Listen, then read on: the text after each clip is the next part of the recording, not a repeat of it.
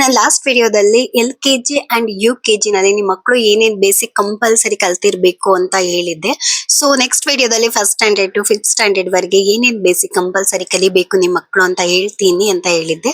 So ಇವಾಗ mathematics and science ಅಲ್ಲಿ ನಿಮ್ಮ ಮಕ್ಕಳು ಏನೇನ್ ಕಂಪಲ್ಸರಿ ಕಲಿಬೇಕು, ಯಾವ್ಯಾವ ಟಾಪಿಕ್ ಬಗ್ಗೆ ತಿಳ್ಕೊಂಡಿರ್ಬೇಕು ಅಂತ ಹೇಳ್ತಾ ಇದ್ದೀನಿ.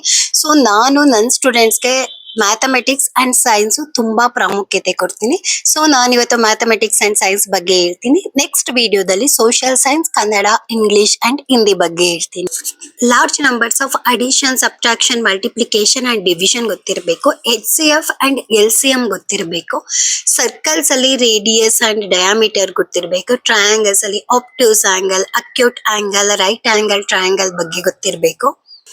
ಏರಿಯಾ ಅಂಡ್ ವಾಲ್ಯೂಮ್ ಅಲ್ಲಿ calculating the perimeter and area of squares and rectangles ಗೊತ್ತಿರಬೇಕು. ಅಂಡ್ ವಾಲ್ಯೂಮ್ ಅಲ್ಲಿ finding the volume of cube and cuboids ಗೊತ್ತಿರಬೇಕು. ಮತ್ತೆ ಇದ್ರ ಜೊತೆಗೆ ಲಾಜಿಕಲ್ ರೀಸನಿಂಗ್ ಗೊತ್ತಿದ್ರೆ ತುಂಬಾ ಒಳ್ಳೇದು. ಸೊ ಮ್ಯಾಥಮೆಟಿಕ್ಸ್ ನಿಮ್ಗೆ PU ನಲ್ಲಿ ಕೂಡ ಕ್ಯಾರಿ ಆಗುತ್ತೆ ಸೈನ್ಸ್ ಅಂಡ್ ಕಾಮರ್ಸ್ ಸ್ಟೂಡೆಂಟ್ಸ್ಗೆ. ಸೊ ಮ್ಯಾಥಮೆಟಿಕ್ಸ್ ತುಂಬಾ ಸ್ಟ್ರಾಂಗ್ ಆಗಿರ್ಬೇಕು. ಮತ್ತೆ ಸೈನ್ಸ್ ನಲ್ಲಿ ಸ್ಟ್ರಕ್ಚರ್ ಆಫ್ ಪ್ಲಾಂಟ್ಸ್ ಅಂದ್ರೆ ರೂಟ್, ಸ್ಟೆಮ್, ಲೀವ್ಸ್ ಬಗ್ಗೆ ಗೊತ್ತಿರಬೇಕು. ಪ್ರೋಸೆಸ್ ಆಫ್ ಫೋಟೋಸಿಂಥಸಿಸ್ ಗೊತ್ತಿರಬೇಕು. ಐಡೆಂಟಿಫೈಯಿಂಗ್ ಇಂಟರ್ನಲ್ ಸಿಸ್ಟಮ್ಸ್ ಗೊತ್ತಿರಬೇಕು. ಮತ್ತೆ 5 ಸೆನ್ಸಸ್ ಬಗ್ಗೆ ಗೊತ್ತಿರಬೇಕು. ವಾಟರ್ ಸೈಕಲ್ ಅಂಡ್ ಕನ್ಸರ್ವೇಷನ್ ಬಗ್ಗೆ ಗೊತ್ತಿರಬೇಕು. ಏರ್ ಅಂಡ್ ವೆದರ್ ಬಗ್ಗೆ ಗೊತ್ತಿರಬೇಕು. ನ್ಯಾಚುರಲ್ ರಿಸೋರ್ಸಸ್ ಏನೇನಿದೆ ಅದೆಲ್ಲ ಗೊತ್ತಿರಬೇಕು. ಮತ್ತೆ ಇದ್ರ ಜೊತೆಗೆ ನಮ್ ಸೋಲಾರ್ ಸಿಸ್ಟಮ್ ಬಗ್ಗೆ ಕಂಪಲ್ಸರಿ ಗೊತ್ತಿರಬೇಕು.